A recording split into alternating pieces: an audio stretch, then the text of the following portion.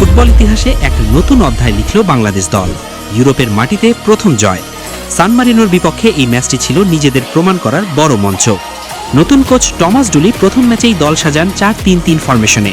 মাঝমাঠে অধিনায়ক জামাল ভুঁইয়া ও সোহেল রানার সাথে জুটি বাঁধেন হামজা চৌধুরী। ম্যাচের শুরুটা সহজ ছিল না, তবে ১৯ মিনিটে আসে প্রথম সাফল্য। ডান প্রান্ত থেকে শেখ মোরসালিনের বাড়ানো চমৎকার ক্রস থেকে দারুণ এক হেডে গোল করে বাংলাদেশকে এগিয়ে নেন ডিফেন্ডার তপু বর্মন। গ্যালারিতে তখন প্রবাসী বাংলাদেশিদের বাঁধ ভাঙা উল্লাস। তবে স্বাগতিক সান মারিনো ছেড়ে কথা বলেনি। ৩১ মিনিটে ফিলিপ্পো বেরার্ডির পাস থেকে চমৎকার এক গোলে সমতা ফেরান নিকোলাস জিয়াকোপেটি। প্রথমার্ধ শেষ হয় ১-১ সমতায়। দ্বিতীয় হাফে গতি বাড়াতে কোচ ডুলি একাদশে ৬টি পরিবর্তন আনেন। ম্যাচের ঠিক ৮৬ মিনিটে আসে সেই কাঙ্ক্ষিত মুহূর্ত। হামজা চৌধুরীর নেওয়া ফ্রি কিক থেকে বল পান বিশ্বনাথ ঘোষ, আর সেখান থেকে আবারও চমৎকারভাবে বল জালে জড়ান তপু বর্মন। তপুর জোড়া গোলে বাংলাদেশ লিড নেয় ২-১ ব্যবধানে। শেষ পর্যন্ত এই ব্যবধান ধরে রেখে ঐতিহাসিক এক জয় নিয়ে মাঠ ছাড়ে লাল সবুজরা।